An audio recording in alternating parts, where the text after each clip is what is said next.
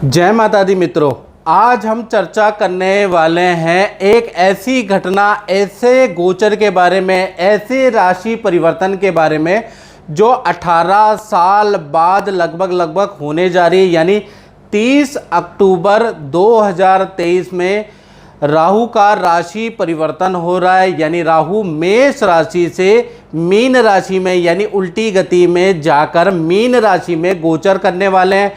वहीं पर अगर देखा जाए तो राहु का जब गोचर होगा तो केतु का गोचर भी कन्या राशि में होगा। और राहु का ये जो गोचर है, केतु का जो ये राशि परिवर्तन है, एक तो 18 साल बाद हो रहा है मीन राशि में, साथ ही साथ 18 महीने के लिए रहेगा। यानी कि देखा जाए तो 30 अक्टूबर 2023 से लेकर और 30 मई 2025 तक राहु देव मीन राशि में रहने वाले हैं और वहीं पर केतु देव कन्या राशि में रहने वाले हैं। आज हम चर्चा करेंगे राहु के बारे में और अगले एपिसोड में मित्रों हम चर्चा करेंगे कि केतु के बारे में। ये एपिसोड होगा राहु के ऊपर कि राहु का 12 राशियों पे क्या प्रभाव पड़ेगा, इसके बारे में इस कार्यक्रम में चर्चा करेंगे। सबसे पहले राहु का मंत्र, ओम अर्धकाया महावीर्या चंद्रादित्य विमर्दनम सिंगिका गर्भ संभूतम तम राहु पर्णमाम्यम। यानी अर्धकाया महावीर्य, यानी कि राहु की अर्धकाया है और महावीर्य का मतलब बहुत ज़्यादा लालसा और महत्वाकांक्षी वाला ग्रह चंद्रादित्य विमर्दनम, जिसका चंद्रमा और देखा जाए सूर्य से गंभीर शत्रुता है। सिंगिका गर्भ संभूतम तम राहु प्रणमाम्यम, सिंह की सवारी करने वाला ऐसे राहु देव को हम प्रणाम करते हैं।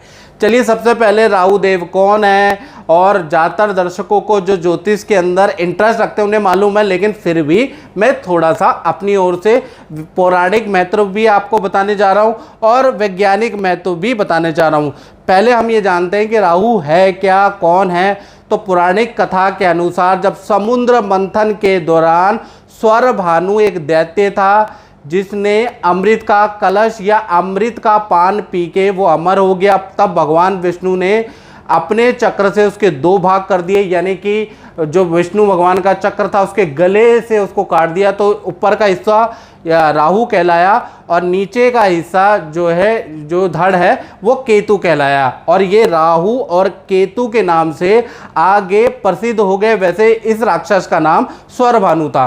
अब वैज्ञानिक महत्व के बारे में मित्रों जानते हैं तो देखिएगा कि ये सूर्य है और सूर्य की परिक्रमा पृथ्वी करती है। मान लीजिए सूर्य है, सूर्य की परिक्रमा पृथ्वी करती है और पृथ्वी की परिक्रमा कौन करता है? चंद्रमा। तो जब जो पृथ्वी की जो कक्षा है और चंद्रमा की कक्षा देखा जाए, जब ये आपस में 2 भागों में ऊपर और नीचे काटती है, यानी कि 2 अक्षांश में काटती है, जो चित्र में दिख रहा है, और उसको नॉर्थ नोड और साउथ नोड कहा जाता है। यानी नॉर्थ नोड और साउथ नोड कहा जाता है और इसको टोटल इस घटना को लूनर नोड कहा जाता है। वहीं पर आपको ऊपर की तरफ केतु महाराज मिल जाएंगे, नीचे की तरफ आपको राहु महाराज मिल जाएंगे, जो कि पृथ्वी की कक्षा और देखा जाए चंद्रमा की कक्षा को 2 भागों में 2 बिंदुओं पे काटता है। आपको चित्र में समझ में आ जाएगा मैं क्या कहना चाहता हूँ। यहीं पर है राहु और केतु, याद रखिएगा। अब राहु और केतु को आपने जान लिया क्या है, कैसे दिखते हैं। वैसे तो दिखाई देते नहीं, छाया ग्रह हैं, लेकिन उसका अनुमानित वैज्ञानिक दृष्टिकोण हमने देख लिया, पौराणिक महत्व देख लिया। अब राहु केतु के कुछ रोचक तथ्य मैं बताने जा रहा हूं जो कि आपको बड़ा हैरान करने वाला है। पहला मित्रों, राहु केतु की कोई अपनी राशि नहीं है। यानी कि अभी तक, यानी कि इस वीडियो 2023 तक और जब से राहु केतु का सर कटा है तब से अभी तक विद्वानों के बहुत अलग अलग मत है। मतलब राहु केतु में जितना कन्फ्यूजन है ना मित्रों, उतना कन्फ्यूजन किसी में नहीं है। कोई ये मानता है कि मिथुन राशि राहु की उच्च राशि होती है, कोई मानता है कि धनु राशि राहु की उच्च राशि होती है। इसी प्रकार से केतु में अलग अलग कन्फ्यूजन है, कौन मित्र है कौन शत्रु है, लोग अलग अलग तरीके से अलग अलग विद्वान डिस्क्राइब करते हैं, बिल्कुल कन्फ्यूजन है इसमें। साथ ही साथ सबसे बड़ी इंटरेस्टिंग बात मैं आपको बताऊं, राहु केतु एक ही शरीर से उत्पन्न हुए हैं। यानी कि एक आत्मा दो जान है, लेकिन उसके बाद भी देखा जाए दोनों में भी आपस में शत्रुता है। यानी जब देवता का दर्जा दोनों को मिल गया, राहु को और केतु का, तो एक दूसरे से भी चिढ़ने लगे और एक दूसरे से भी शत्रुता इन्होंने कर ली, जैसे भाई भाई आपस में लड़ते हैं। इसी तरह से देखा जाए तो दूसरा इंटरेस्टिंग पॉइंट क्या है, राहु जिसकी कुंडली में प्रबल होता है ना, वो बहुत बड़ा कॉपी कैट होता है। अब कॉपी कैट का मतलब कि ऐसे व्यक्ति के अंदर चालाकी और देखिए चालाकी जन्मजात होती है। ऐसे लोग बहुत चालाकी करते हैं, बुद्धि से बहुत तेज होते हैं, साथ ही साथ किसी चीज़ की कॉपी करने में जैसे कहते हैं ना, जूते की कॉपी बना ली, सॉफ्टवेयर की कॉपी बना ली, उसकी नकल बना ली, कॉपी करने में बड़े एक्सपर्ट होते हैं, ओरिजिनल को भी मात देते हैं। जिनका राहु अच्छा होता है, याद रखिएगा स्टूडेंट, जिनका भी राहु अच्छा होता है तो कहीं ना कहीं केंद्र त्रिकोण में बैठा है, शनि की राशि, बुध की राशि, शुक्र की राशि में बैठा है, तो मान के चलिए ऐसे लोग कॉपी कैट बड़ी जल्दी कर लेते हैं। किसी की लाइफस्टाइल को फॉलो करना, कोई टेक्नोलॉजी की कॉपी करना बहुत अच्छा कर लेते हैं और सक्सेसफुल हो जाते हैं। साथ ही साथ केतु के बारे में बात करें तो केतु जो ग्रह है वो इंट्यूशन वाला होता है। यानी केतु जिसका भी स्ट्रांग होता है, और केतु किन राशियों में स्ट्रांग होता है ये बड़ा कंफ्यूजन है। केतु अधिकतर मित्रों जो राशियां हैं बुध की, गुरु की, शुक्र की राशियों के अंदर स्ट्रांग होता है। याद रखिएगा, बुध की राशि, गुरु की राशि, शुक्र की राशि में स्ट्रांग माना जाता है केतु को। तो यहाँ पर केतु अगर होंगे तो आपकी कुंडली में और केंद्र त्रिकोण में होंगे तो केतु आपका अच्छा है, आपके अंदर इंट्यूशन पावर हो जाएगी। यानी आपको एक अनुभव पता चलेगा कि आगे क्या होने वाला है, 10 साल बाद टेक्नोलॉजी कहाँ जाएगी, आपको बुरे और अच्छे की इंट्यूशन आने लगेगी, आपके अंदर इंट्यूटिव पावर आ जाएगी, जिसके कारण आप जो हैं अपने भविष्य को अच्छा बना सकते हैं। तो राहु और केतु दोनों अगर अच्छे हो जाते हैं तो कहीं ना कहीं एक में चालाकी बहुत अच्छी मिलती है और एक में इंट्यूटिव पावर ज़्यादा मिलती है। साथ ही साथ एक और इंटरेस्टिंग पॉइंट बताता हूँ, राहु केतु हमेशा वक्री होते हैं, यानी कि हमेशा उल्टे ही चलते हैं, लेकिन इनकी दृष्टि सीधी होती है। याद रखिएगा, इनकी जो दृष्टि होती है कुछ विद्वानों के अनुसार 5वीं, 7वीं और 9वीं दृष्टि होती है। याद रखिएगा, और विज्ञानों को मतलब विद्वानों के अलग अलग मत भी हैं राहु को लेकर। कोई 5वीं, 9वीं और 7वीं दृष्टि मानता है, कोई कहता है कि इनकी जब कोई राशि ही नहीं है तो इनकी दृष्टि का कोई महत्व नहीं है, लेकिन मैंने खुद अनुभव में देखा कि इनकी दृष्टि का महत्व होता है। साथ ही साथ देखा जाए तो राहु जब भी राशि परिवर्तन करता है, जैसे कि 30 अक्टूबर 2023 में राहु देव राशि परिवर्तन कर रहे हैं, तो 9 महीने यानी शुरू के जो 9 महीने आपको अच्छा या बुरा दोनों इफेक्ट ज़्यादा मिलेगा, यानी ज़बरदस्त मिलेगा। अगर अच्छे होंगे तो अच्छा इफेक्ट मिलेगा और बुरे होंगे तो बुरा इफेक्ट आपको तुरंत मिलेगा, 9 महीने तक मिलेगा। फिर अंतिम के जो 9 महीने वो कहीं ना कहीं नॉर्मल होते हैं, यानी कि 9 महीने ज़्यादा इसका अच्छा या बुरा इफेक्ट मिलता है। अब इस कार्यक्रम में मेष से लेकर और मीन राशि के क्रम वाइज एक कार्यक्रम में हम चर्चा करेंगे कि मेष राशि के लिए कैसा रहेगा, वृषभ के लिए, मिथुन के लिए, कर्क के लिए, सिंह के लिए, पूरा डिटेल में ये कार्यक्रम रहने वाला। और अगर आपको ये कार्यक्रम अच्छा लगता है तो आप मेरे चैनल को सब्सक्राइब जरूर करें। साथ ही साथ देखा जाए तो इस पोस्ट को शेयर करते रहे, क्या पता किसी के काम आ जाए।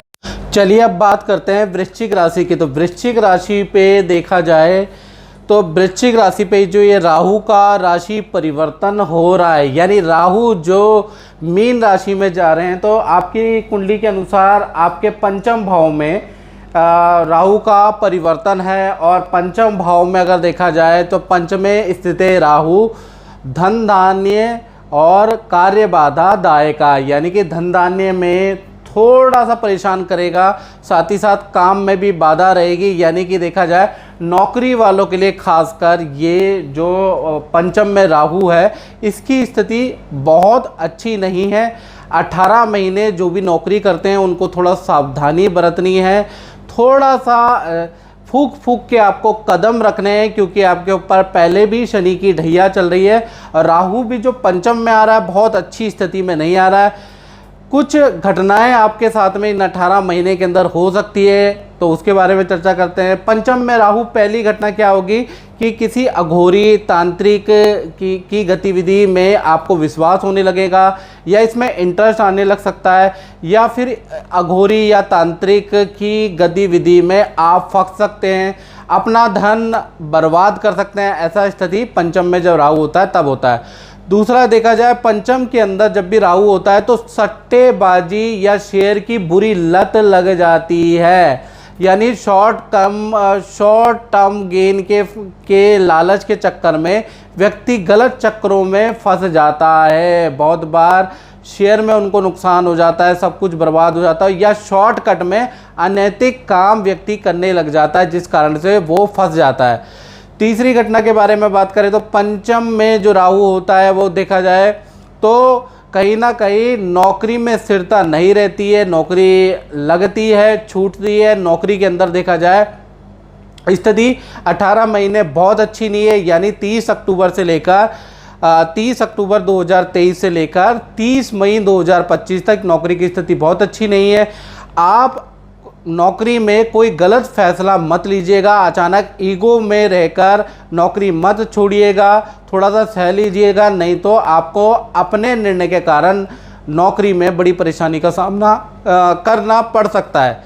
साथ ही साथ चौथी घटना के बारे में बात करें तो राहु देखा जाए वो विद्या में विद्यार्थियों का मन भटका सकता है, यानी कि राहु विद्या के लिए बहुत अच्छा नहीं है। साथ ही साथ संतान से दूरियां पैदा करेगा, यानी कि जो वृश्चिक राशि वालों की संतानें बड़ी हैं तो संतान और आपस में मतभेद रहेगा, थोड़ा सा दूरियां पैदा करेगा। साथ ही साथ देखा जाए तो रेंटल इनकम का आपको लाभ दिलाता है, यानी रेंटल इनकम आपकी बढ़ जाएगी, तो रेंटल इनकम के लिए अच्छा है। साथ ही साथ देखा जाए तो पांचवी घटना क्या कहेगा, नशे की बुरी आदत आपको लग सकती है, यानी कि बुरे नशे की लत आपको इन 18 महीने के अंदर रह सकती है। खासकर 9 महीने अधिक कष्टकारी आपके लिए रह सकते हैं, यानी कि 9 महीने 30 अक्टूबर 2023 से लेकर और जुलाई 24 तक अगर देखा जाए, ये 9 महीने आपके लिए काफ़ी भारी रह सकते हैं। अब ऐसे में आपको क्या करना चाहिए, तो ऐसे में आपको अपनी कुंडली का विश्लेषण कराना है, क्योंकि आपके ऊपर ढैया भी है, साथ ही साथ राहु भी बहुत अच्छा नहीं आ रहा है। तो 7210124289 ये जो मेरा व्हाट्सएप नंबर आ रहा है, इसमें date of birth, time of birth, place of birth डाल के अपनी कुंडली का विश्लेषण अवश्य कराएं। वृश्चिक राशि वाले तो जरूर कराएं, क्योंकि राहु का परिवर्तन बहुत अच्छा नहीं आ रहा है।